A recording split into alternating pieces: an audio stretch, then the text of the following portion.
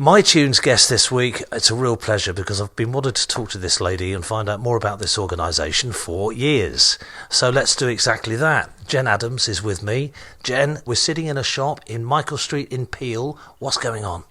Hi Chris, so we're in the Manx and Dolphin Watch Visitor Centre. We're based on Michael Street, just opposite Cranky's coffee shop.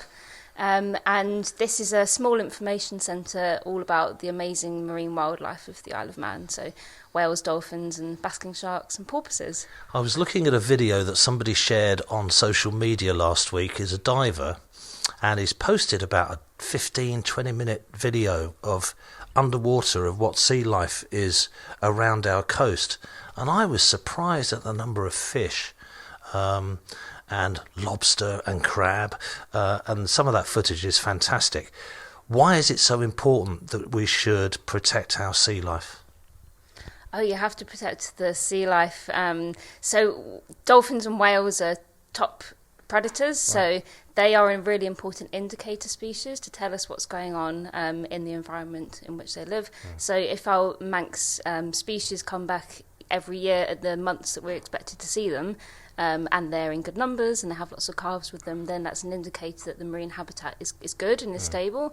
Or if one year you have a year where the dolphins don't come back at all or in fewer numbers, then we know that maybe something isn't quite right and we have to look into it. And that could be such as water quality maybe, or lack of food for them? Absolutely, it could be as simple as lack of food, boat disturbance, any sort of pollution or litter or something like this. Later in the week I want to talk about our two little Manx superstars.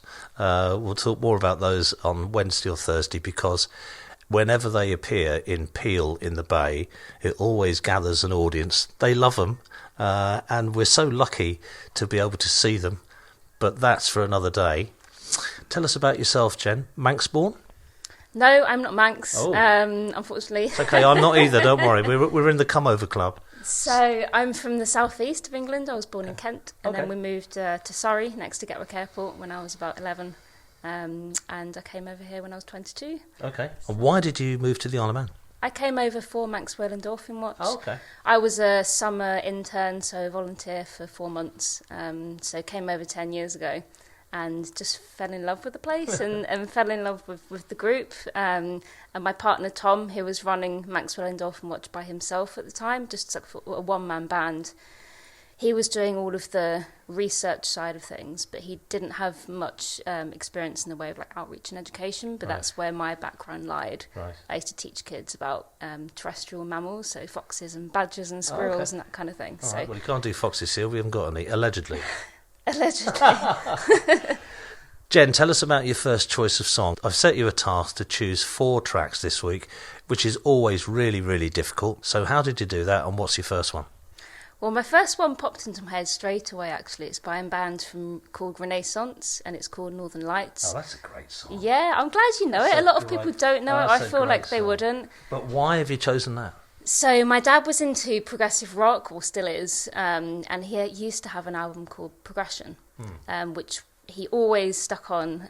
We always listened to on vinyl, and there's all these crazy songs, and a lot of them I was a bit freaked out by and that kind of thing. And then the second to last song on the album was this beautiful song, Northern Lights, and I just absolutely loved it.